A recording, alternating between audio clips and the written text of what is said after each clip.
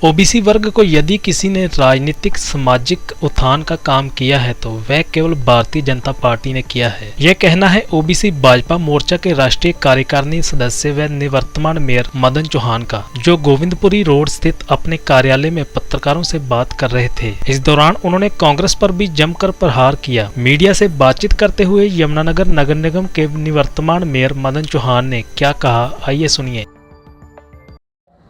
स्वागत करता हूं। जब से हमने ये ऑफिस बनाया, आज पहली प्रेस हम यहाँ कर रहे हैं। बड़े दिनों से इच्छा थी भी आप सब साथियों के साथ बैठा जाए, बैठ कर के बातचीत भी करें, अपना दुख सुख भी करें। और आप लोग चौथा स्तंभ है, आपके बिना कुछ हो नहीं सकता। आपका स्वागत भी है। और हरियाणा सरकार और देश की जो सरकार, मैं आपको मोदी जी के नेतृत्व में जो तीसरी बार सरकार बनी है, उसकी भी बहुत बहुत बधाई और बहुत बहुत शुभकामनाएं देता हूं। और हरियाणा सरकार आदरणीय नायब सैनिक जी के नेतृत्व में जो चल रही है, नायब जी ने बहुत ऐतिहासिक फैसले इस हरियाणा की 2 करोड़ 70 लाख जनता के लिए लिए हैं। जैसे हमारे स्वतंत्रता सेनानियों की जो आश्रित पेंशन थी, उसको भी 25,000 से बढ़ा करके 40,000 की गई है। आपातकाल के सेनानियों की जो पेंशन, हमारे आपातकाल जब लगा 1975 के अंदर, ऐसी यातनाएं जो उन लोगों को दी गई, लगभग हमारे हरियाणा के अंदर 400 ऐसे लोग हैं जिनको एक वो आश्रित पेंशन देने का काम 10,000 थी, 10,000 से बढ़ाकर के सीधी 20,000 करने का काम किया है। और 1 जुलाई से वो लागू कर दी जाएगी। इतने बड़े, बहुत बड़े ऐतिहासिक फैसले हरियाणा की जो सरकार ने लिए, मैं अपने माननीय मुख्यमंत्री का बहुत बहुत इसके लिए आभार व्यक्त करता हूँ। और अभी आदरणीय मुख्यमंत्री जी ने जो गरीबों को, छोटा ही घर सही लेकिन अपना घर हो, मुख्यमंत्री आवास योजना, हमारे पूर्व मुख्यमंत्री आदरणीय मनोहर लाल जी की एक महत्वाकांक्षी योजना जो थी, उसके बाद आदरणीय नायब सैनी जी मुख्यमंत्री बने। जब मैं मेयर था, उस मेयर बनने जब सीट पे था, मैंने भी यहाँ पे सैकड़ों लोगों के फार्म भरवा करके उनको प्रेरित करने का काम किया था कि गरीब आदमी का जब मकान मिल जाएगा, और वो 10,000 रुपये उन्होंने जब जमा कराए, 10,000 लोगों ने फार्म जमा कराए, केवल 3139 लोगों ने 10,000 जमा कराए। अगर वो 5,000 लोग भी 10,000 जमा कराते तो 5,000 लोगों को भी प्लाट मिलते, 7,000 लोगों को भी प्लाट मिलते। लेकिन मैं ये कहूँगा, सब भाग्य का खेल, उनके भाग्य में था नहीं, वो डर गए या लोगों ने डरा दिए।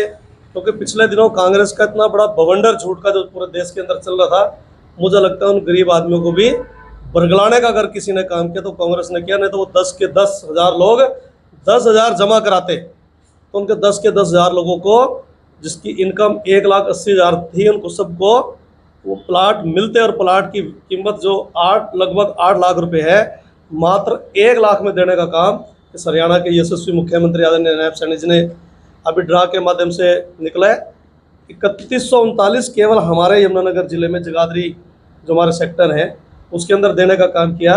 जिन लोगों ने पैसे नहीं जमा कराए, मैं एक उदाहरण बता रहा हूँ। मैं भी 3 दिन पहले गाड़िया लोहार में चला जाता हूँ, उनके 2-3 लोगों ने पैसे जमा कराए थे, वहाँ पर भी कांग्रेस के लोग आए, उन्होंने बरगलाने का काम किया। बेचारे उनके बहकावे में आ गए। अगर वो भी पैसे जमा करा देते, जो हमारे DND का एक सतनाम जी हैं, काम देख रहे हैं, मैंने उनको वहीं से फ़ोन किया कि भाई साहब वो ऐसे करके, उन्होंने बताया मुझे। तो ये गरीबों के साथ जो कांग्रेस अत्याचार करती है, कहीं संविधान खतरे में है, संविधान की बात करते हैं, और सबसे बड़ा संविधान का नुकसान अगर किसी ने किया, कांग्रेस पार्टी ने किया। देखिए, संविधान हमारा पूजनीय ग्रंथ है, और कांग्रेस के लीडर जो है पीछे से संविधान निकालते और दिखाते हैं। और हमारे आदरणीय मोदी जी जब लोकसभा के जाते हैं, अंदर जाते हैं, तो संविधान को पूजने का काम करते हैं। की योजना सौर ऊर्जा योजना है। जिस व्यक्ति के घर 2 किलोवाट का कनेक्शन है, लगभग 1,10,000 जो सौर ऊर्जा का पैनल लगेंगे, उसमें से 60,000 केंद्र सरकार और 50,000 हरियाणा सरकार देगी, और उसमें फ्री में कनेक्शन लगेंगे। और वो बिजली का बिल भी बचेगा, और बिजली का बिल बचने के अलावा जो उसकी फालतू की बिजली सरकार को बेचने का काम करेगा, वो भी उसकी आमदन का एक बहुत बड़ा जरिया बनेगा। ऐसे लगभग हरियाणा के अंदर 32-33 लाख परिवार हैं, लगभग आधे से ज़्यादा आबादी हरियाणा के अंदर ऐसी है। और मित्रों, इस हरियाणा के मुख्यमंत्री ने, देखिए गरीब आदमी क्या चाहता है।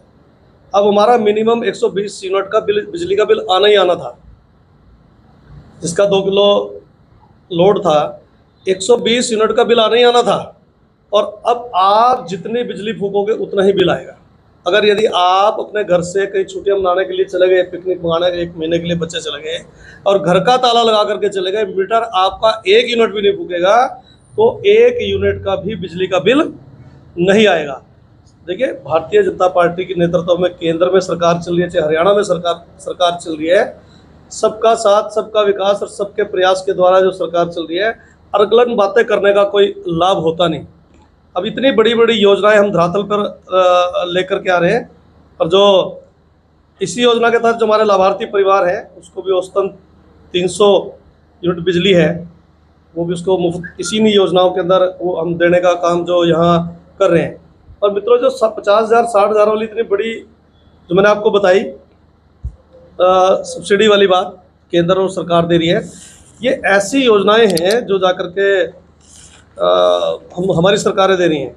और अभी आपने देखा होगा, थोड़े दिन पहले हमारी 19 तारीख को गुड़गांव के अंदर आदरणीय मुख्यमंत्री जी की रैली थी, उस रैली में मैं भी था। मुख्यमंत्री जो हमारी क्रीम लेयर है, 6 लाख थी, 6 लाख से बढ़ा करके 8 लाख की। 8 लाख केवल वो किसी व्यापार से इकट्ठी कर रहा है उसकी थी, जिससे पहले उसमें जोड़ा हुआ था उन्होंने ये अपना खेती की सैलरी और एग्रीकल्चर जोड़ा हुआ था, उसको भी हटा करके आदरणीय मुख्यमंत्री जी ने अनाउंस किया, जिससे कि हजारों लोगों को, विद्यार्थियों को इसमें फ़ायदा मिलने का काम होगा। कोई डॉक्टरी है, इंजीनियरिंग है, विद्यार्थी हैं, नौकरियों में काम, वो सारी की सारी सुविधाएं मिलने का काम करेगा। कि बहुत बड़ा ऐसा काम था जो कि इस हरियाणा के अंदर जो हमारे ओबीसी समाज का एक बड़ी डिमांड भी थी, और मैं खुद भी ओबीसी समाज से आता हूँ, मैं इसका प्रदेश अध्यक्ष भी रहा हूँ ओबीसी समाज का। हमने जब डिमांड करी, आदरणीय मुख्यमंत्री नायब सैनी जी ने मिलकर के काम किया, और पिछले आदरणीय मुख्यमंत्री मनोहर लाल जी ने जो 8% हरियाणा के अंदर यहाँ पंचायतों में जो लागू करने का काम किया, उससे लगभग 550 सरपंच चुन करके ओबीसी ए वर्ग के आए। पहली बार हरियाणा के अंदर, पूरे देश के अंदर ओबीसी का रिजर्वेशन तो है, लेकिन वर्गीकरण हरियाणा के अंदर केवल है कि 8% ओबीसी ए, जिसके अंदर नाई हैं, धोबी हैं, तेली हैं, गडरी हैं, जीवर हैं, पाटी हैं, काम्बोज हैं, इस तरह के बहुत लोग हैं। लगभग हरियाणा की अगर मैं बात करूं तो 42% हमारे ओबीसी के लोग हैं, तो उसमें 26, 27%, 28% लोग ए वर्ग से आते हैं। और उनको इतना बड़ा प्रतिनिधित्व देने का काम जब किया, उनका राजनीतिक सामाजिक उत्थान करने का अगर किसी ने काम किया, वो हमारी लोकप्रिय जो सरकारें चुनी हुई है उन्होंने किया है। ऐसे ऐसे गांव हैं, कलावड़े गांव हैं, आप पत्रकार साथी हैं, जागरूक लोग हैं, एक बरादरी के केवल 4 वोट BCA, और वहाँ की जनता जनार्दन ने उसको सरपंच बनाने का काम किया।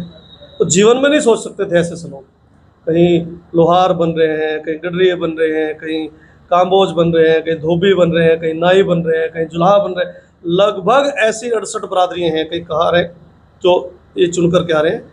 नहीं तो वो लोग मुख्य धारा में, राजनीतिक मुख्य धारा में लेकर के आने का अगर किसी ने काम किया है तो हमारी जो लोकप्रिय सरकार इन्होंने किया है। और अभी जो 2024 के अंदर अक्टूबर में चुनाव होने जा रहा है, अब भारतीय जनता पार्टी के पक्ष में आप देखना, एक तरफा लहर चलने का काम किया, जो 50-50 ये हुड्डा फुड्डा एंड कंपनी कह रहे कि हमारी सरकार बन जाएगी, ये बरगलाने का काम करते हैं। और मैं आप लोगों के माध्यम से हुड्डा साहब को एक खुली बात कहना चाहता हूँ। आप कहते हैं कि मुख्यमंत्री कांग्रेस का बनेगा, मैं दावे के साथ कहता हूँ कि हुड्डा आज अनाउंस कर दे कि मैं किसी ब्राह्मण को बनाऊंगा, किसी दूसरे जाट को बनाऊंगा, किसी बैकवर्ड को बनाऊंगा, किसी दलित को बनाऊंगा। वो कहता कांग्रेस का मुख्यमंत्री तो बनेगा, लेकिन बनेगा कौन? हुड्डा बनेगा या मेरा लड़का बनेगा। ये कांग्रेस वाले जो है, ये केवल और केवल मात्र मैं और मेरा परिवार, इससे बाहर निकलने का काम नहीं करते। मेरा हुड्डा जी से निवेदन है, अगर आप इतने बड़े राजनेता पॉलिटिकल आदमी है, करें ना उस किसी ब्राह्मण को बनाएंगे, करें ना उस किसी बैकवर्ड को बनाएंगे, किसी जनरल को बनाएंगे, किसी दूसरे जाट को बनाने का काम करेंगे। हुड्डा ने कैप्चर कर लिया, उसी से उनकी पार्टी के अंदर इतनी छिन्न भिन्नता आ रही है। शैलजा जी के रोज़ अलग अलग तरह के बयान आते हैं। तो मेरा आप सबसे एक निवेदन है कि जितनी चीज़ें समाज हित की भारतीय जनता पार्टी कर रही है, हम चाहे वो फैमिली आईडी के माध्यम से हो, अब प्रॉपर्टी आईडी का लोगों ने एक बहुत बड़ा बवंडर का मुद्दा बनाया हुआ था। मैं गारंटी के साथ कह रहा हूँ, दावे के साथ कह सकता हूँ, त्रुटियाँ जरूर थी, काफ़ी थी, मानने में कोई मुझे ऐतराज़ नहीं है, लेकिन प्रॉपर्टी आईडी हर प्लाट धारक के लिए रामबाण है। बंदा जहाँ मर्जी बैठा रहे, उसकी प्रॉपर्टी को कोई आंच नहीं आ सकती, और सरकार बड़ी शिद्दत से उसको ठीक करने में लग रही है। ठीक लगभग हो भी गई हैं। मैं मानता हूँ इस बात के लिए कि कहीं ना कहीं प्रॉपर्टी आईडी में कमी थी।